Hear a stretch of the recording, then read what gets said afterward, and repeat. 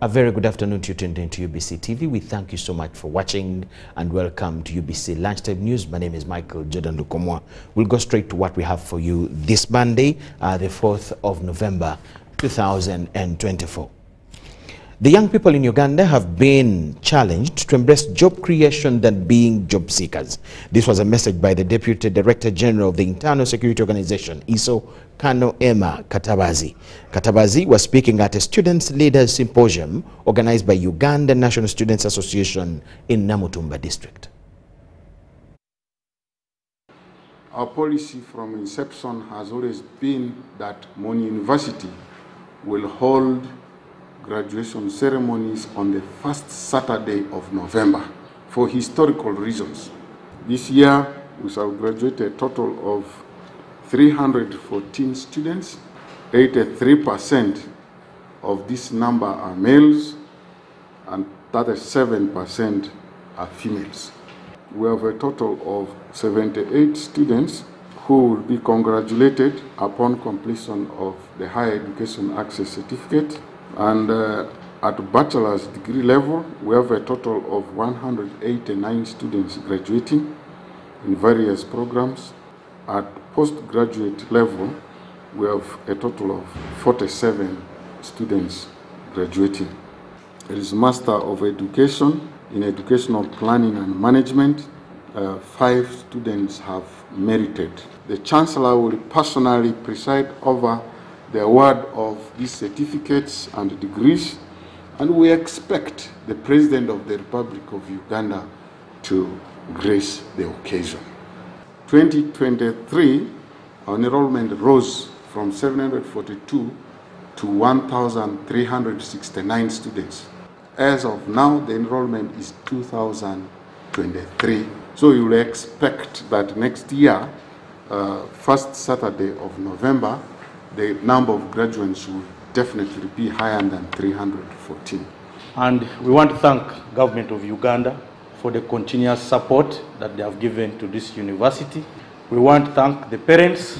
As Muni University, we are very proud, and we want to assure the members of the public that we are growing, and we are growing strong.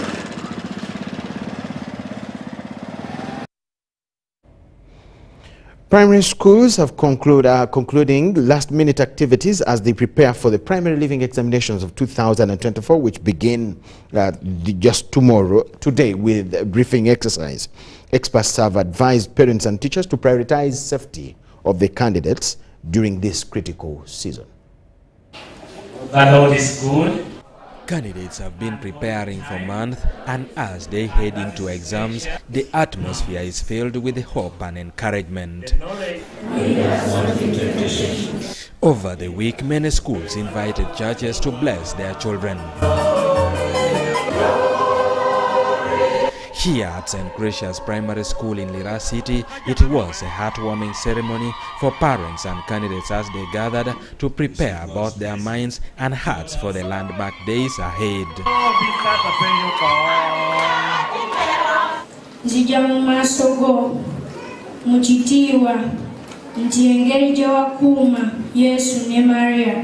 God is a source of wisdom and strength and love.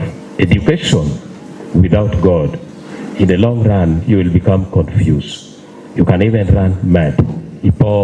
Actually, this preparation started 10 years ago when they joined Kindergarten 1. We are optimistic that our candidates are going to perform well because we blended in some of our school curriculum. For example, digital literacies. Catholic Parish of Bear. In a statement, the District Education Officer of Kwale, Tom Mokara, emphasized the importance of ensuring safety and well-being of candidates during this critical period. We protect them from physical accident, physical abuse, and spiritually we should speak positively to our children so that we don't disorganize them. Mokare says they are hopeful that the rate of absenteeism may reduce this year. The education now is improving wholesomely. So many improvements. Schools have done their best to improve on the gaps. This morning, as briefing starts today, candidates across the country are getting ready for one of the biggest moments in their educational journey. As families rally behind them, the atmosphere is filled with optimism, support and hope for success in their papers that starts on Wednesday. Eddie Ulwa, UBC News.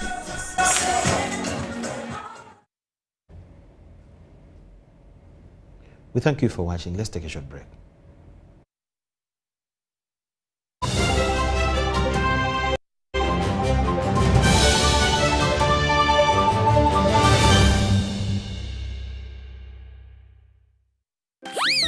Hey kids, we're going to count today. 1, 2, 3, 4, 5. Enjoy 5 ways to love your baby, smoothen and protect your baby's skin with 5 new gentle formulations. Original to nurture your baby, aloe vera to protect your chibubu skin, cocoa butter to comfort your pinku, mild scent to soothe your little one, and avocado to soften your buju skin. Available in all supermarkets, retail shops, and cosmetics shops near you. Move it, baby jelly. All day confidence. To be a winner, it requires that you exceed all the limits of mankind and womankind. But when you play with MTN Momo, winning is easy. Simply get your phone and use the Momo app or dial *165*3#, enter merchant code, enter amount, enter your Momo PIN, and pay. Congratulations, easy! Your stomach is full, and now you stand a chance to win mobile money with MTN Momo. Uganda, are you ready to kick things up to the next level? The Uganda National Lottery brings you Sports Stake 10. Predict the results of 10 football games and win big. With tickets at only 500 shillings, join the fun and make your predictions count with Sports Stake 10. Sports Stake 10, your ticket to football glory. Uganda National Lottery. Dream, play, win.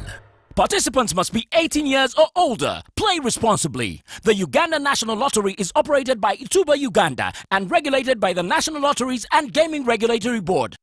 The Ministry of Health informs the general public that there are some cases of Mpox detected in Uganda.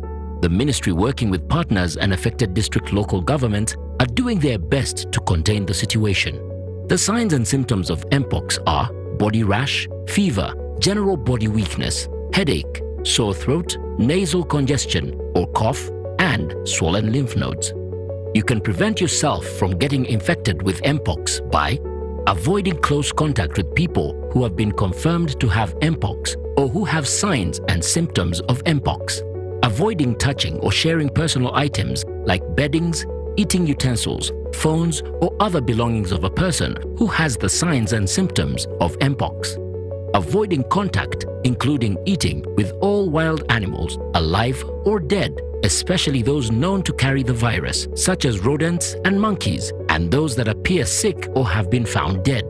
Getting vaccinated if you're among those who have been identified to be at high risk of Mpox infection. Mpox is treatable and usually goes away after 2 to 4 weeks. However, it can be severe, causing even death, especially among children, pregnant women, and those with other health conditions. For more information and support, contact your nearest health worker. Call the Ministry of Health's toll-free line on 0800 100 066 or send a free SMS to YouReport on 8500.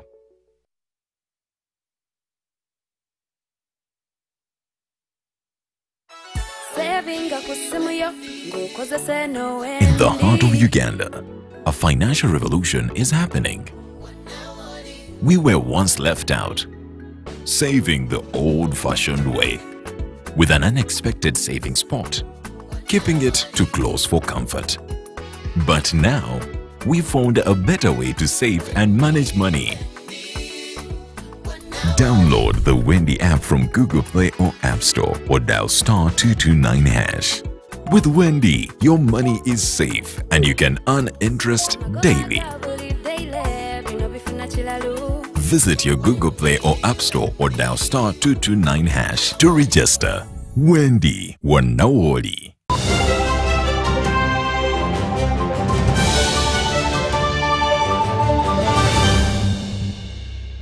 We thank you so much for watching and welcome back from the break.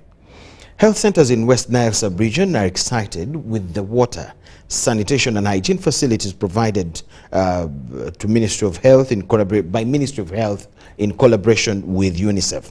Administrators of the health centers say that the water facilities have improved on the spread of infections and control of other diseases spread.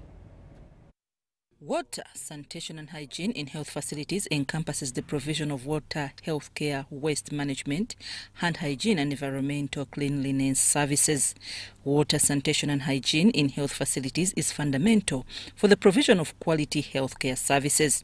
In the West Nile sub-region, the Ministry of Health, in collaboration with UNICEF, has ensured constant water supply in health facilities, a factor that is considered to have improved infection prevention and control. They have motorized for us water from down the stream there and raise it up in the tank, providing constant water supply. You know, every activity starts with the water. IPC issues start with water. They have upgraded us from a problem of water to a standard where we are able to achieve a good standard, IPC standard in the facility. We have also harmonized water point within the facility, have harmonized us with the community. Main hardware investments have been in the areas of water, sanitation and hygiene, where water systems have been motorized to provide water within healthcare facilities and surrounding communities. Through this program, there's been support for sanitation facilities and disposal of waste within health facilities. The communities around the health facilities have also benefited from the clean water points. When I newly came here, I realized that we are suffering a lot. We are facing a lot of challenges as far as water, clean water source is concerned. We used to branch down to the streams to get water. But now when this water came in 2018, it normalized everything for us. It became very easy for us to use clean source of water. And people here used to suffer a lot as far as waterborne diseases are concerned, because the water sources that we were using were not really so clean. By investing in water harvesting tanks and other clean water points in health centers, Ministry of Health and UNICEF have helped to support the core universal aspects of quality, equality and dignity.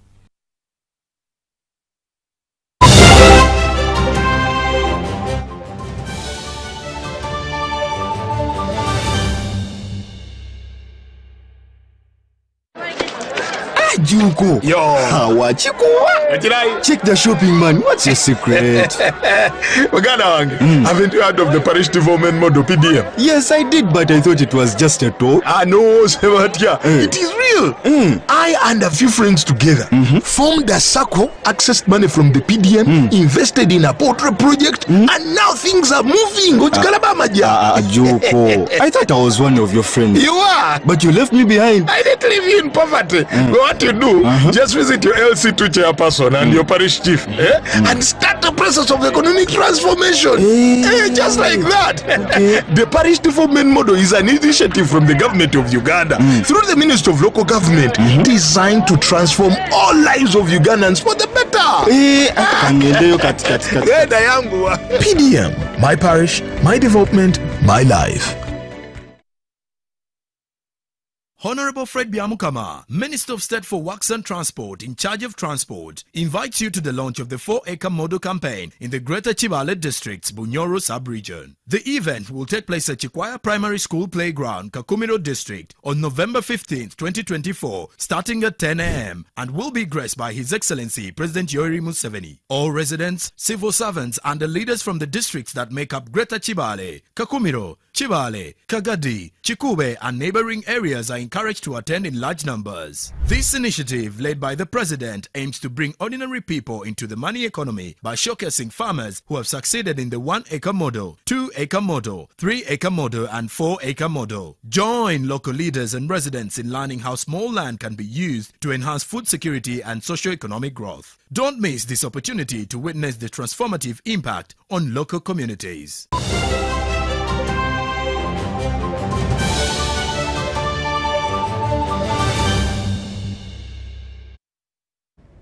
Thank you so much for watching and welcome back from the break. Now, entrepreneurship and scientific innovations in education are critical foundations for contribution towards economic transformation of the country. This was emphasized by Reverend Father Matthias Wamala during a science fair at St. Joseph's Girls Secondary School in Zambia. Fostering skills at an early stage equips students to contribute to the economy. During the science fair at St. Joseph's Girls Secondary School in Zambia, students exhibited skills that will give them a future after school. The young people are our future. If we don't invest them the knowledge and the resources that they need, well, we don't have a bright future if we don't. But now that the schools are beginning to work with the teachers to help these young people invent things from their local environment, as I said, I've been impressed by young students making pesticides, for example. Pesticides are not harmful to the environment. There's one group that I saw. They make pesticides out of tomato, onions, garlic, and think pepper. The event on the theme, Skills and Innovation for Sustainable Living, featured impressive projects by students, including banana production, fish farming, and modern agricultural practices. They can translate this into the marketplace. I really hope they'll be creating industry that will be able to export our products if the government is able to support them. The practical demonstrations showcased students' ingenuity and underscored the relevance of scientific skills in addressing real-world challenges. So my project is about making usable sanitary towels from bark cloth. Bark cloth is obtained from, it's a fabric obtained from a tree. The tree is called mutuba. You may know it or not. It's not so common, but then it has very profitable qualities. In that we first have to harvest it from that tree. This is when we apply the knowledge we get from class about physics. Sister Mary Agatha Mgwanya noted that the school is tapping into the new lower secondary curriculum. This is exactly what they are doing now in class, in this new curriculum. Because whatever they learn, they put it in practice. And they have showed so many different projects, so many innovations. And I hope in the future these are going to be great people. Parents and alumni were optimistic the educational approach will help bridge the employment gap.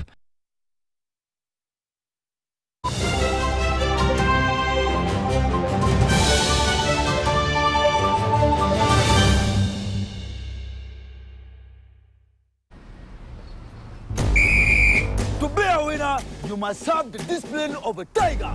But when fueled with MTN Momo, winning is easy. Simply get your phone and use the Momo app or dial *165*3#, enter merchant code, enter amount, enter your Momo PIN, and pay. Congratulations! Your car is happy, and now you stand a chance to win mobile money with MTN Momo. Tuliku groundi, Plascon, paint and win. This year, Plascon paint and win. Tuliku groundi. Chicho, buy paint worth 100K. Get a scratch card, SMS the code to 71197. Stand a chance to win instant airtime, 1 million shillings bully day there, or a share of a 3 million shillings jackpot each week. What do you want the brand new bodas, tuk-tuks, and so much more. Catch the paint and win action every Monday on Bukede One, NBS, and Sanyuka TV. Plascon, color your world.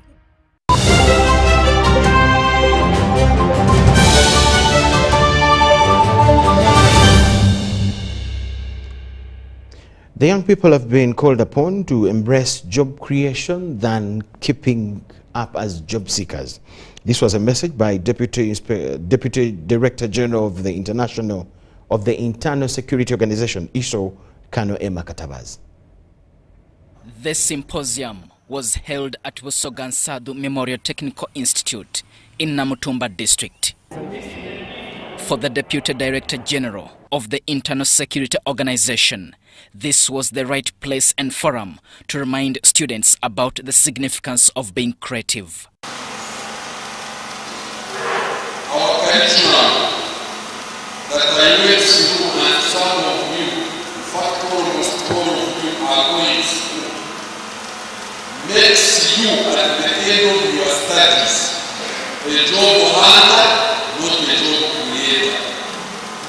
You start looking for employment instead of using the skills acquired to create wealth. According to Kano Emma Katabazi, no society can be transformed if there are no skilled people who will create wealth. That's why today we meet so many people asking, give me a job, and you say which one, they say any.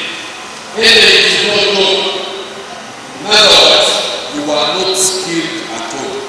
And when you are skilled, you cannot transform society.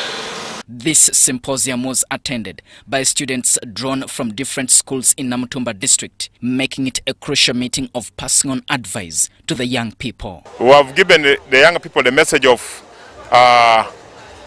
patriotism, believing in themselves and their country, and disassociating themselves from bad things. And mainly we're emphasizing on the issue of mindset change, that they should embrace skilling courses that will lead them to better Ugandans that can do something for themselves. Diano Olwen Peters, UBC News in Namutumba district.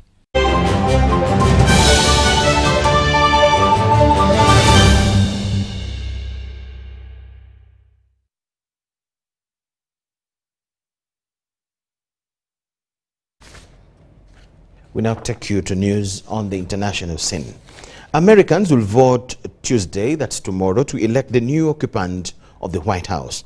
The presidential race between Vice President Kamala Harris and former President Donald Trump is so tight, however, that their teams are on alert for the legal battles that might ensue to define the election's outcome. Earlier this year, Republican presidential nominee Donald Trump told several media outlets that if the results of the November 5th presidential election are, quote, honest, fair and free, he would accept them. Election officials are confident the voting process will be fair, secure and transparent. But the former president has increasingly voiced concern about his opponents possibly committing fraud. If we can keep that cheating down, because they're a bunch of cheats, if we can keep that cheating down, we're going to have a tremendous victory. Tonight with election During an interview that aired last month on NBC Nightly News with Lester Holt, Vice President Kamala Harris told NBC News anchor Hallie Jackson that her team will be ready to go if Trump loses and attempts to subvert the election. We will deal with election night and the days after as they come, and we have the resources and the expertise and the focus on that as well. The Republican National Committee has in place a so-called election integrity program in battleground states. Its lawyers have filed more than 100 lawsuits over perceived voting rules irregularities, but many have been shut down in court. Democrats have launched their own legal efforts, including suing to prevent potential delays in the certification of Georgia's state election results. In tight presidential races such as this year's, legal battles are expected. Most of them will be fought in swing states, analysts predict. At the polling place, we often see contests over whether or not ballots are being handled properly. In the post-election day period, there are disputes about whether or not individual voters are actually eligible and whether their provisional ballots should be cast and counted. Anyone who claims fraud, however, must present proof, legal experts warn. Lawyers, be careful what you allege. Make sure that you can prove it. Otherwise, they may be subject to discipline, as we've seen growing out of the 2020 challenges. Trump's former lawyer, Rudy Giuliani, for instance, was disbarred for spreading baseless claims that the 2020 election was stolen. The legal battles could delay the outcome of the presidential election. But if on Tuesday night the results are clearly in favor of one presidential nominee over another by some noteworthy margin, analysts say it will be much harder for the opposing party to contest those results. Verónica Valderas Iglesias, VOA News, Washington. UBC Lunchtime News. The first United States presidential election took place between 1788 and 1789, with only 10 states participating and a winner that was preordained. Nevertheless, it created a tradition that has continued to date. November will mark the 60th United States presidential election, occurring every 4 years since 1788. In that year, the recently independent nation held its first election for the presidency, a federal position created in the newly drafted Constitution. And while the process set many precedents still in use, it differed in many ways from what we would recognize today. When the office of the presidency was proposed during the drafting of the Constitution, there was already broad agreement on who should occupy it. The challenge was convincing him to accept. After leading the Continental Army to victory in the American Revolutionary War, George Washington looked forward to a quiet life and had only briefly come out of retirement in 1787 to help draft the Constitution. But almost as soon as he returned to his Virginia farm, friends and admirers both home and abroad begged him to accept the presidency as the only person with broad enough support to unify the nation. Washington turned down the offer multiple times before reluctantly accepting, hoping right up until the election that someone else would be chosen. His wish was not granted, making this the only presidential election won by someone who didn't want the position. Despite the lack of competition for the presidency, this was the first chance to put the constitutionally stipulated electoral system into practice. The election would be decided by an electoral college, composed of electors from each of the states, with each state legislature free to decide how their electors would be chosen. In Connecticut, Georgia, South Carolina, and New Jersey, electors were simply appointed by the state government, while Massachusetts, New Hampshire, Virginia, Delaware, Maryland, and Pennsylvania held elections. However, those would be the only 10 of the original 13 colonies to participate. North Carolina and Rhode Island had yet to ratify the Constitution, while New York failed to appoint any electors due to a deadlock between its two legislative chambers. Given the 3 missing states, the 4 states with no popular elections, and vote being limited to white property-owning men in the remaining 6 states, this presidential election would have the lowest turnout in U.S. history. At the time, each presidential elector was given 2 votes, each of which had to be cast for a different candidate. The candidate with the most votes would become president, while the runner-up would become vice president. Of the 72 electors who convened on February 4, 1789, 3 did not cast a vote, while the remaining 69 unanimously voted for Washington. The vice presidential slot, however, was contested. John Adams ultimately secured the position by receiving 34 votes, with some also going to John Jay, Robert Harrison, John Hancock, and others. The first presidential election in the United States was a novel event, the first of its kind not only in the country, but in the contemporary world. Despite its challenges and oddities, it successfully established an institution that has continued unbroken for 236 years, making the United States the world's oldest continuously functioning democratic republic.